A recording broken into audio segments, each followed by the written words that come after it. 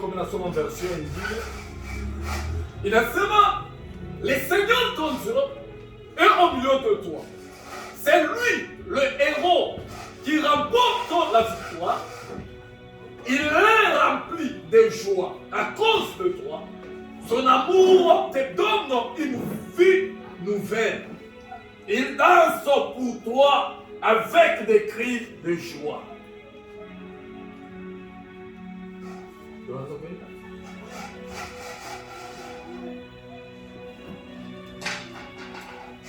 Inasema wa milele Mungu wako, l'Éternel ton Dieu,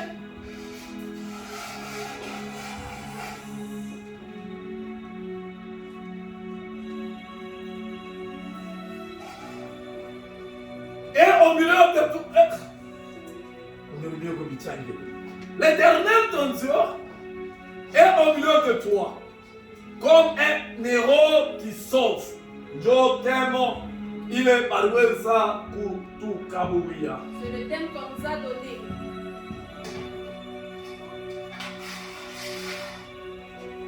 Nous tous saluer quoi? Amen. Parce que tout pas moi chibote. Parce que nous sommes ensemble. Nous mieux qu'on expliquer qu'à l'oko de chaque fois de prière. Bible inasema hivi. La Bible dit ceci. Na hiki kitabu cha Sophonie chapitre 3 verset 17.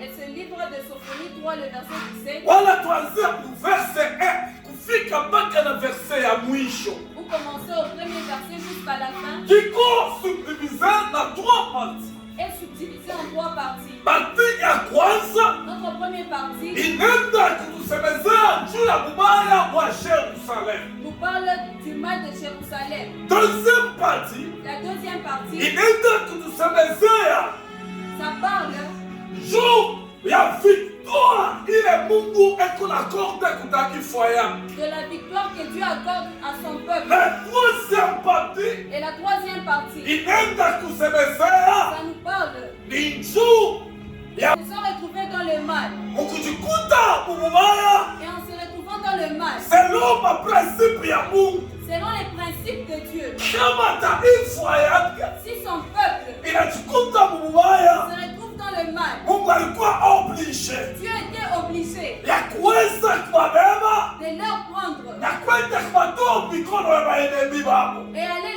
le donner dans les mains des ennemis. Lorsque Jerusalem Lorsqu'à Jérusalem inajikuta mdefeto, se retrouvait dans la défaite, anaenda kujikuta mkaptivite ils se sont retrouvés dans la captivité, mufasi ya benyewe. dans le lieu d'autrui. Alors ule mfasi walipata kujikuta, Et dans ce lieu où ils se retrouvaient, Biblia inasema la hivi, Bible dit ceci. itaifa ya Mungu C'est les peuples de Dieu. bakabaletea message On les a donné le ya message kuambia en disant, revenez à vous-même, revenez à vous-même, batirudishwe mubo benyewe qu'ils se reviennent en eux-mêmes muko batafute uso ya Mungu, pour chercher la face de Dieu. batafute Mungu kumaisha yabo, Ils cherchent Dieu dans leur vie. parce que zambi inakimbishaka Parce que le Mungu péché kumaisha ya fait Mungu. dans la vie de la personne. Alléluia, Amen. alléluia. Amen. Tende polepole tu ndio tuexplique bien. Selon principe ya Mungu, Selon les principes de Dieu, mtu ote toute personne ule anekalaka na Mungu qui a Dieu, amasedesha pana mtu ote ule anekalaka na Mungu toute personne qui a Dieu, kama anakotola s'ils seront en erreur wala akifanya dhambi, ou s'ils pêchent, Mungu ashimwachake bule. Dieu ne lui laisse pas comme ça. Mungu anapashi kumkorije ule muntu, Dieu doit corriger cette personne. na correction ya Mungu Et la correction de Dieu, inekalaka ikula mupuse muntu ça pousse à la personne kuanza kumuluria Mungu. de pouvoir retourner à Dieu. C'est pourquoi C'est pourquoi Biblia inasema hivi, la Bible dit ceci. siku David alifanyaka mkosa Les jours où David David a péché Mukweza kutembea na bibi wa Uri. de pouvoir faire l'impudicité avec la femme d'Uri, Malgré David aliwezaka kutengeneza vie yake. malgré que David a arrangé sa vie. Mais Mungu aliweza kumhurumia. Mais Dieu lui a pardonné. Kini fimbo haikutoka kumaanisha ya David. Mais le fouet n'est pas sorti de la vie de David. Mtu wote Toute personne ule amekalaka na Mungu qui a Dieu, akikotole, s'il pêche, Mungu anapaswa kumupika paka. Dieu doit toujours lui corriger. Mungu kama anampika ule mtu, Si Dieu frappe la personne, bindumu utafike mwatu wa kuanza kumrudia Mungu. c'est pour que la personne puisse retourner à Dieu. Mapiko ya Mungu kwa maisha ya Mungu. Les fouets Ya ule alipata kukotola, de celui qui a péché, aingeleke juu ya kuweza kumua Mungu. ce n'est pas pour tuer la personne. Na iko pale ni juu C'est mnulizi. là pour retourner la personne à Dieu. Mungu atusaidie kusala. Amen. Mungu atusaidie kusala.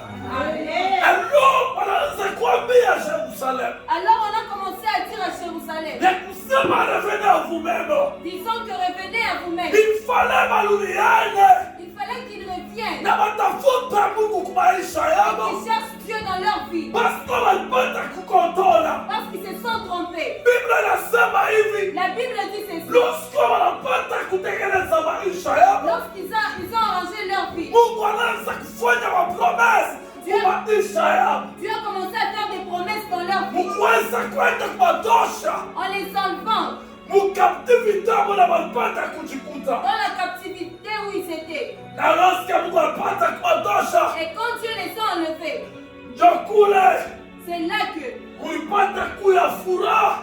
il y avait la joie, Basi mateso ile wanaanza kuishi, la souffrance dont ils ont vécu. Mungu aliweza kuwaprometre mateso kuweza kuisha. Dieu les a promis que la souffrance va finir. Haleluya. Amen. Alors, Alors, Biblia inasema la Bible dit,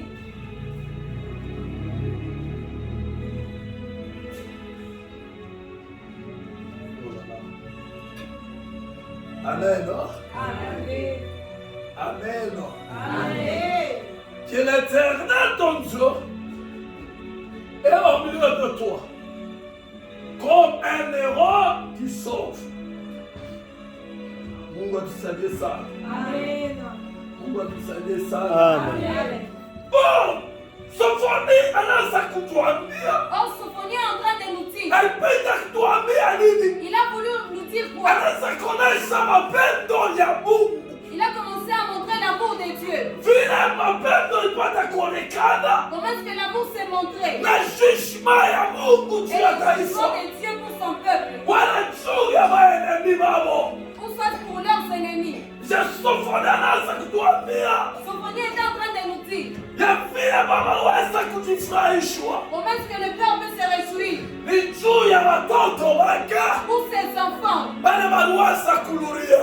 qui sont entrés. C'est pourquoi liko nasema C'est pourquoi je suis en train de parler. ilikuwa siku moya, Il fut un jour, baba moya un père alikuwa na watoto wawili. avec deux enfants. Mubale watoto wawili, Et dans ces deux enfants, ule alikuwa kama wa mwisho, celui qui était le cadet, anaenda kumwona baba il est allé voir le juu père ya kuweza kumwambia pour lui dire, unipatia sehemu ya mali yangu, donne-moi ma richesse ulikonipate nitoke niende. pour que je puisse partir. Biblia nasema kula lenda La Bible dit là où il est parti, alipopesa kitu chote il a perdu toute chose jusqu'à tel point jusqu'à tel point. anafika mlivyo moja, Il est arrivé à un niveau, anakuwa na intention il a eu l'intention ya kula vyakula vya nguluwe. de manger à manger des porcs. Mais lorsque conscience inamrudia, Mais quand il a eu conscience, lorsque anajirulisha moyo moyo, quand il a pris conscience, anasema hivi, il s'est dit ceci, watu chez nous, kuko wafanyakazi ngapi il y a combien de serviteurs bana beko natumika kwetu, qui sont en train de servir chez kuko nous? vyakula na abondance. Il y a la nourriture en abondance. Alors minapasi kurudia kwetu, Alors je dois rentrer chez nous. nikirudia kwetu Si je rentrais chez nous, nitamwambia mama je dirais à mon père que je péché contre toi que j'ai péché contre toi et je péché contre le ciel. et j'ai péché contre les cieux. Alors unibebe Alors prends-moi na Unitwastele comme mercenaire, comme mfanyakazi. Et considère-moi comme un serviteur. Mais ça vile alikuwa mtoto anarudia kwao. Mais vu que c'était un enfant qui rentre chez eux, Mapendo ya baba na mtoto haishake. l'amour du père et de l'enfant ne termine pas. Hata mtoto anakondola nje. Même si l'enfant pêche comment, Akirudia kwake baba, s'il retourne chez son père, baba anapokelea kapaka. le père va toujours l'accueillir. Baba anapaswa kuonesha furaha. Le père doit montrer la Parce joie. que mtoto alikuwa mwenye kupotea. Parce que l'enfant était perdu. Kisha anawaza kurudia. Puis il est encore rentré. Biblia inasema La Bible dit, baba akaleta ordre le père a donné l'ordre kwa wafanyakazi à ses serviteurs kulika wamtosha mavazi walikuwa nayo, pour l'enlever les vêtements qu'il avait wamvike mavazi ingine. et de lui donner d'autres vêtements. Kulikuwa karamu Il y avait la fête paske mtoto aliweza kurudia kwao. parce que l'enfant est rentré chez eux. Ndio kusofoni C'est là que Sophonique anaanza kuexplike a commencé à juu expliquer ya mapendo ya watu baba ya watu Mungu pour l'amour de notre Dieu kupitia hukumu yake à travers kwa baba ule au Père où anapenda le Père qui aime na anajifurahisha juu ya bake watoto. et il se réjouit de ses enfants. Haleluya! Amen. Mungu atusaidie kwa sana. Amen. Mungu atusaidie kwa sana. Amen. Oh, ni verset moja Or, c'est un verset, hii avec mstari wa 17 le 17e verset, ni kuleta kurefere qui est en train de révéler profondeur ya Mungu. la profondeur de Dieu, Haitro baba na bake watoto. du Père et de ses enfants. Ndio ile bake wa dunia wanasema C'est là que les gens du monde disent, kama mtoto analungusha nyumba, si l'enfant brûle la maison, baba shuazi kubeba mtoto kumtupia mu nyumba. le Père ne doit pas prendre l'enfant et le jeter dans la maison. Kwa baba wote Or, tout père anapaswa kuwa bake na mapendo na bake doit watoto. avoir l'amour envers ses enfants, Quel que soit mabadilisho ya watoto, quelles que soient les bêtises des mais enfants. baba anapaswa bake kuwapenda. Mais le Père doit toujours les Baba aimer. anapaswa bake kuonesha Le mapendo. Père doit montrer toujours de Ni l'amour. nzuri bake watoto. Parce que ce sont ses enfants. Kuna baba tulisake Le mapendo. Père qui ne montre pas l'amour, Ni kusema sina ça veut dire qu'il n'a pas na responsabilite la responsabilité ya kubaba ndani mwake. du Père en lui. Baba wote Tout père hayapendeleke akona mtoto wake kunateswa. n'a jamais voulu voir son enfant souffrir. Alors, Alors, Kristofoni c'est ce que Sophonie anaanza kuexplike est en train de nous expliquer ile mapendo Mungu anaenda kuonesha. à propos de l'amour que Dieu a Lorsque montré. taifa ya Mungu Lorsque le peuple de Dieu inajirurisha moyo wenyewe, s'est retourné en eux-mêmes, wakajirurisha, ils sont revenus. alors Mungu alikuwa oblige, Alors Dieu était obligé. il fallait aoneshe deliverance Il fallait qu'il montre la délivrance, aidha akabatoshe mtumwa walikuya les enlever dans la captivité na kuweza kuwarudisha pâturage yake. et le remettre dans sa pâturage. Alléluia. Amen. Alors, Alors, mwitemo dans ce thème, tunakuwa mo presque mapoint mbili, nous avons 2 points. tunakuwa na mapoint mbili. Nous avons 2 points. Point ya kwanza Le premier point, inasema l'Éternel ton Dieu est au milieu de toi. ça dit l'Éternel, ton Dieu est au milieu de toi. Et point ya pili Et le deuxième point, inasema comme un héros tu sauves. comme un héros qui sauve. Alléluia. Amen. Alléluia. Amen. Mungu atusaidie sana. Amen. Amen. Mungu atusaidie sana. Amen. Hosana. Hosanna. Hosana.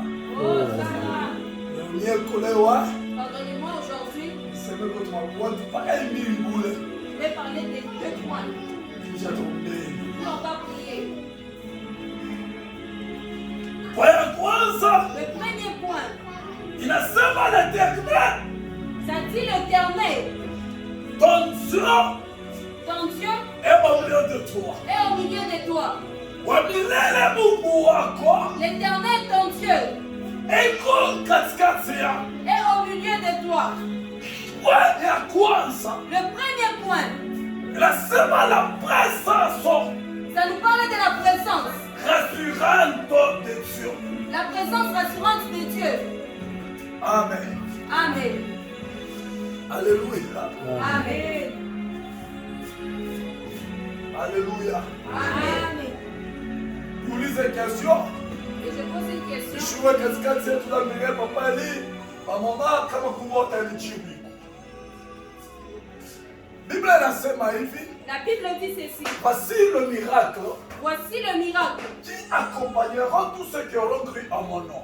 Qui accompagneront tous qui auront cru à mon nom. Ils imposeront le main au malade. Il s'imposera le main aux malades. Et le malade seront guéris. Et le malade seront guéris. Question yangu ni. Ma question est celle-ci. Ni mikono yetu ndio inatunzaka C'est nos mains qui guérissent. ou bien ni nini inatunzaka mtu? Qu'est-ce qui guérit la personne? Mama Shele. Question minachi. Nishika mtu anaweza nijibu iko. Enda mimi ukikia mgonjwa mkono. Unaomba. Anatunziwa. Ni mkono wako ulimwekea juu ya mtusa. Ou bien ni nini naweza kumtusa? Kile ndani ya Mungu. Kile kiko ndani. Alléluia. Amen. Je vais t'expliquer par une bananipa. Je vais expliquer sur la réponse.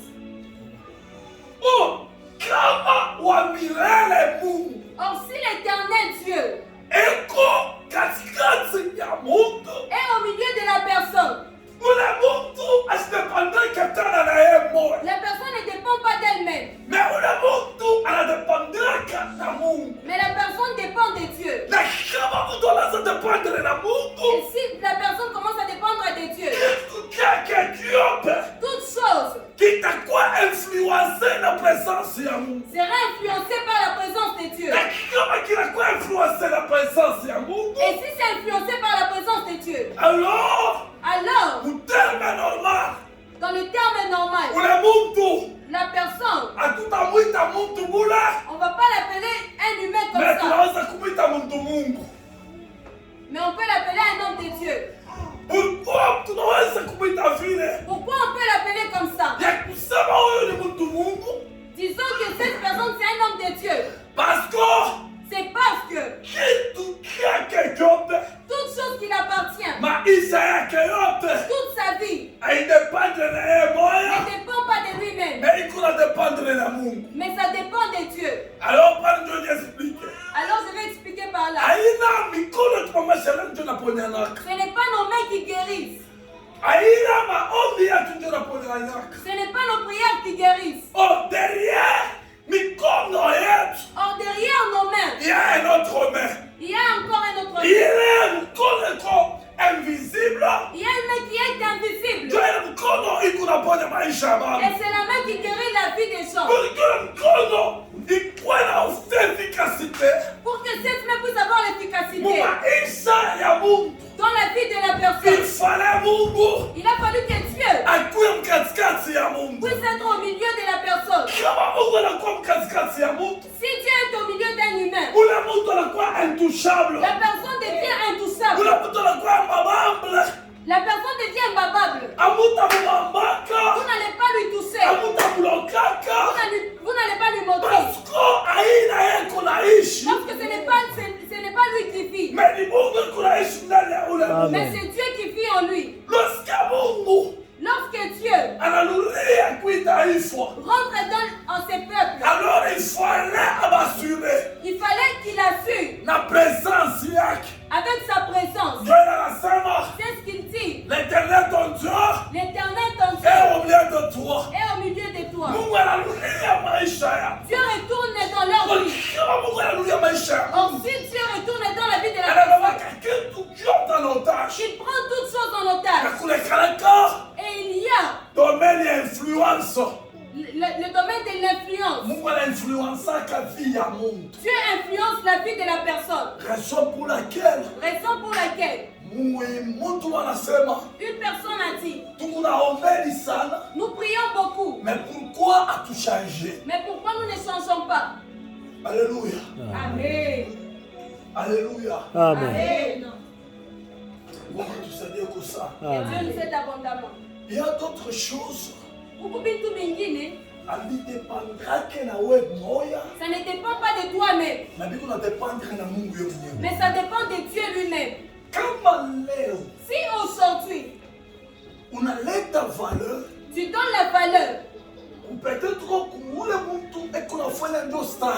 à la personne qui fait le stage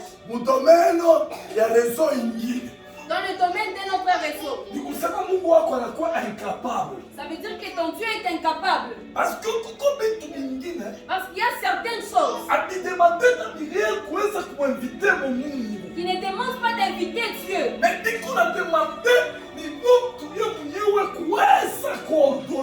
Mais ça demande à la personne elle-même d'ordonner. Parce que la Bible dit ceci. Ça ne nous demande pas beaucoup de choses. Ça ne nous demande pas de jeûner. Mais ça dit ceci. Voici le miracle qui accompagnera tous ceux qui auront cru à mon nom. Si je crois, Dieu est en moi.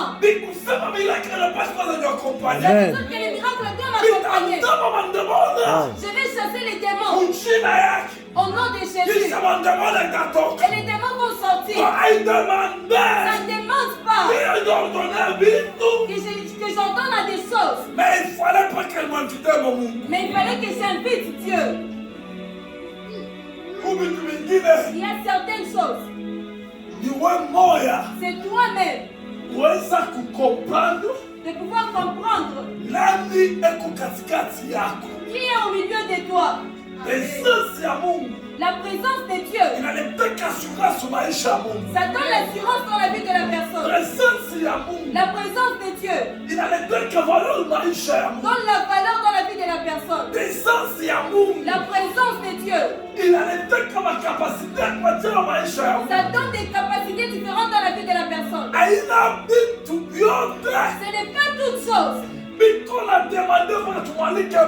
qui demande qu'on puisse appeler Dieu. Il y a certaines choses. Ça demande que tu puisses te connaître. C'est que tu es. Face à la diversité, il y a certains combats. Ça ne demande pas Dieu. Mais ça demande que toi tu puisses t'élever et que tu puisses dire. Et d'autres choses vont prendre d'autres formes. Si nous ne connaissons pas, il n'y a pas de choses qui vont se faire. On peut dire que tu es mauvais. Mais en réalité, tu es capable là que tu es. De dire parce que Dieu est dans ma vie. Alléluia. Amen. Alléluia. Amen.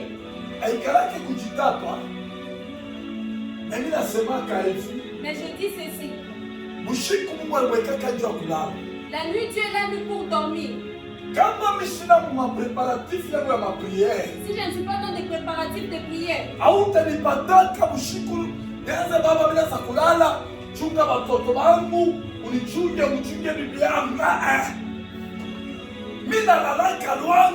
je dors calmement. Si je dors, je vais me réveiller le matin.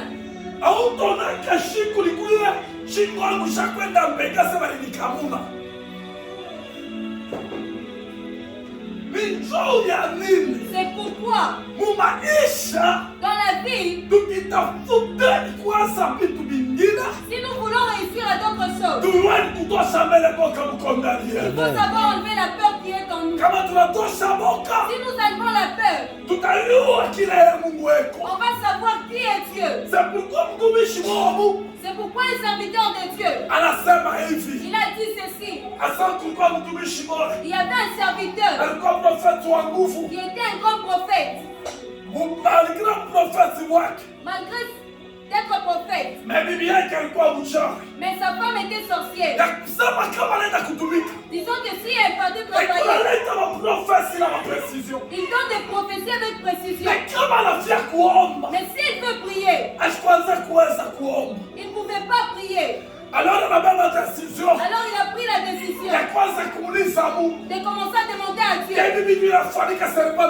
Ce qui se fait, c'est pas normal. Comment est-ce que je n'arrive pas à prier? C'est quelle malédiction qui m'empêche à prier? Un jour, il était endormi. Et dans le sommeil où il était, il a entendu sur le dos. Il y a une chose qui est tombée. Quand il a entendu ça, il a essayé d'appeler la femme. La femme n'était pas là sur les lieux. Il a appelé la femme dans la maison. La femme n'était pas là. Alors le mari est sorti dehors. Il a trouvé sa femme sur l'étole, sans habit. Et le mari lui a dit, toutes ces années, c'est toi qui m'as fait ça. Le mari lui a dit, descends et tais-toi.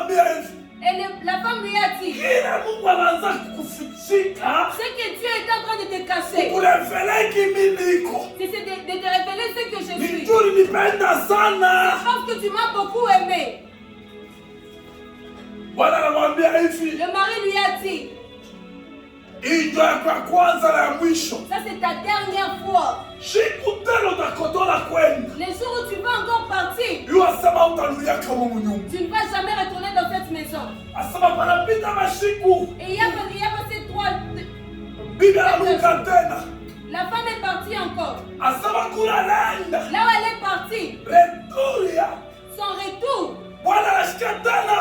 le mari a encore entendu une chose encore dans la parcelle. Le mari encore est sorti dehors. Il a trouvé la femme était morte, en train de sortir la fumée comme s'il a touché au courant. Il lui a dit ceci, je t'avais dit quoi? Si tu pars, tu ne vas pas retourner dans cette maison. C'est pourquoi, si la personne ne se connaît pas qu'il a un Dieu vivant, il sera un jouet de sorcier. On va jouer avec lui comme on fait. Donc si tu es au milieu de nous, pourquoi aujourd'hui ta vie, ma vie n'évolue pas? Nos vies doivent évoluer. À cause de quoi? Les dieux on a cru. Ce n'est pas un Dieu de spectacle. Ce n'est pas un Dieu de football. C'est un Dieu responsable. C'est un Père qui est responsable. Si nous ne le savons pas, la valeur de la présence de Dieu dans nos vies, rien ne peut se faire. Alléluia. Amen. Alléluia. Amen. Alléluia. Amen. Oh. Tu es dans nos vies. Tu es en train de rester dans nos vies. Tu es dans nos vies. Quel que soit les degrés, de la détresse qui viendra, Dieu est là pour nous délivrer. Dieu ne peut pas laisser son peuple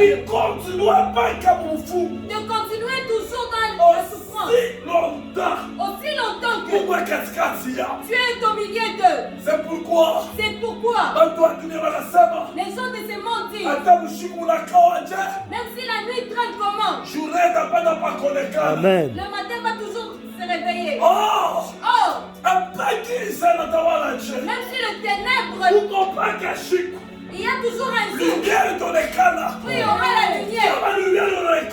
Si la lumière est là, c'est la délivrance qui se fait dans la vie des gens.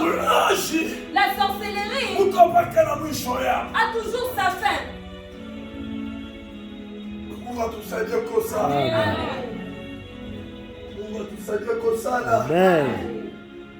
Alléluia. Amen. Alléluia. Amen. Alléluia. Amen. Oh, la présence de Dieu. Oh, la présence de Dieu. dans nos vies. est la source. C'est la source. Oh là là. Alléluia. Amen.